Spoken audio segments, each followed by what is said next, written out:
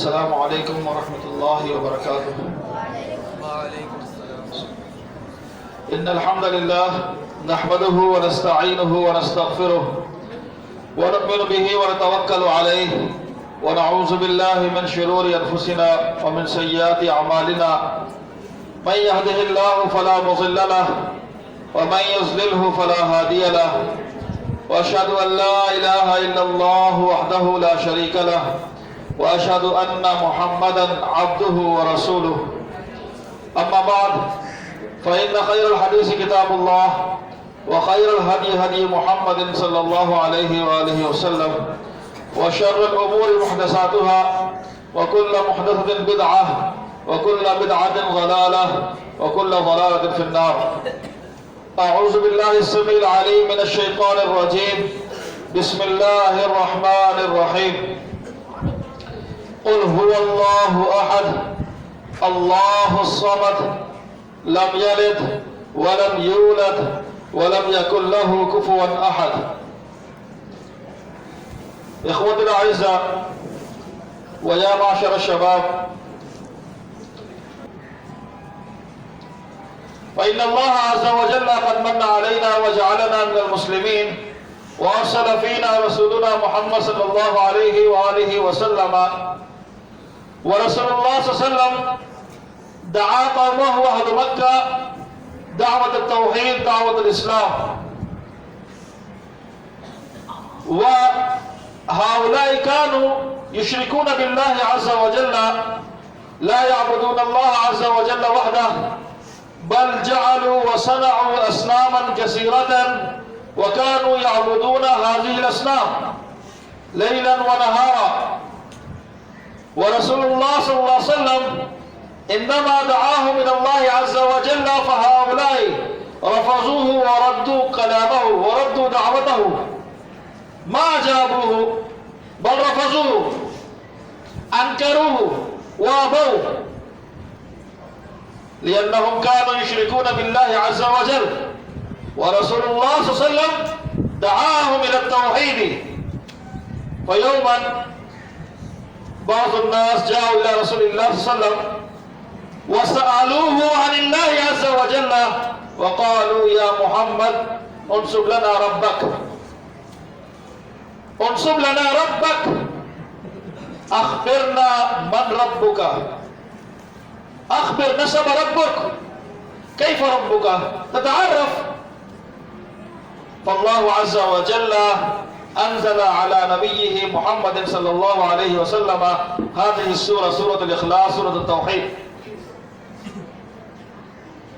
وقال قل يا محمد صلى الله عليه وسلم هو الله أحد، أي الله عز وجل هو أحد وحيد منفرد في هذا الكون الذي يستحق أن يعبد، وليس هناك أحد الذي يستحق أن يعبد غير الله عز وجل، فقط الله عز وجل هو يستحق العبادة، لأنه معبود حقيقي. ثم قال الله الصمد، الله عز وجل هو صمد غني عن شرككم، عن أعمالكم السيئة الباطلة الرذيلة. ثم قال لم يلد ولم يولد. الله عز وجل ليس ولد، ما ولد هو وما ولد منه شيء، هو ليس ولد ولا والد، بل هو إله، هو إله واحد أحد الصمد. ثم قال في الأخير ولم يكن له كفوا أحد، وليس له نظير ولا مثيل ولا جبير، ليس مثله شيء. وقال في مقام آخر ليس كمثله شيء وهو السميع البصير. مثل الله عز وجل ليس شيء في الكون هذه، لا، هو منفرد في أعماله، في صفاته وفي أسمائه. الصفات الذاتية له ليس لأحد. هو سميع، وسميع حقيقي. هو البصير، والبصير حقيقي.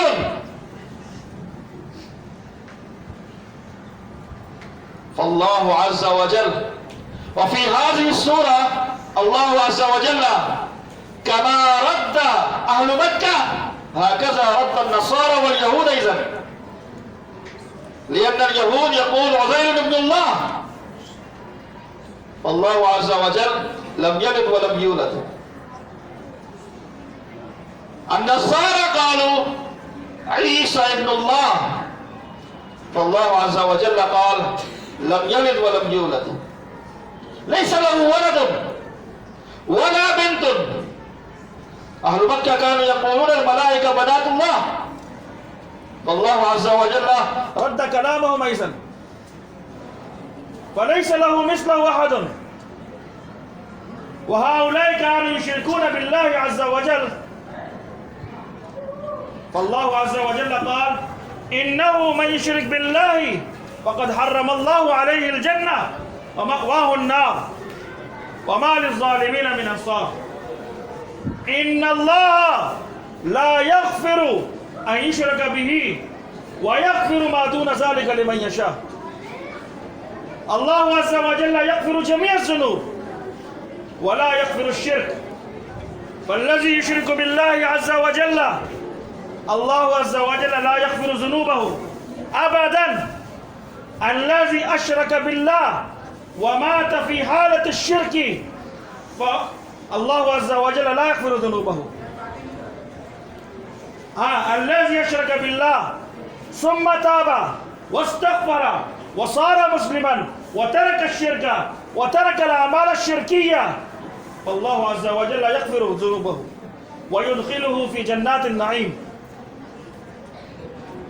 فهذه السورة سورة قصيرة صغيرة لكن فيها التوحيد، فيها التوحيد. قل هو الله أحد الله الصمد لم يلد ولم يولد ولم يكن له كفوا أحد. فالله عز وجل عرف نفسه في هذه السورة، فيجب علينا ألا نشرك بالله عز وجل وأن نعبده صباحا ومساء، لأن الله عز وجل وجب علينا فقط عبادته، فقط عبادته. وصلى الله تعالى على نبينا محمد وعلى آله وأصحابه ومن تبعهم بإحسان إلى يوم الدين.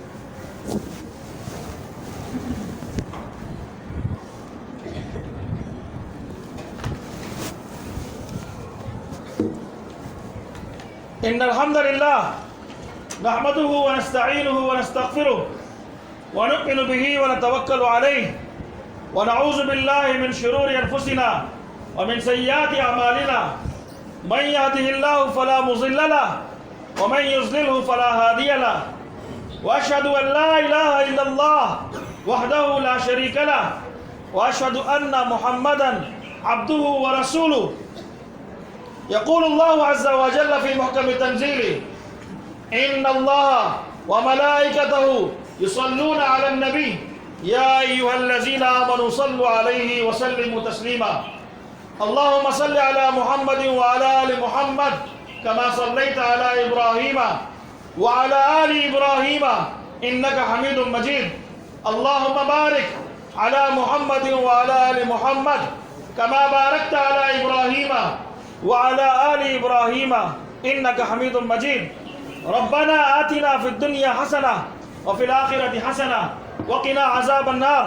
ربنا لا تزغ قلوبنا بعد إذ هديتنا وهب لنا من لدنك رحمة إنك أنت الوهاب. وصلى الله تعالى على نبينا محمد वअला आलिहि व अस्हाबिहि व मन तबिअहुम बिइहसान इला यौमिद्दीन। क़ूमू लिस्सलाति अय्युहल मुमिनून।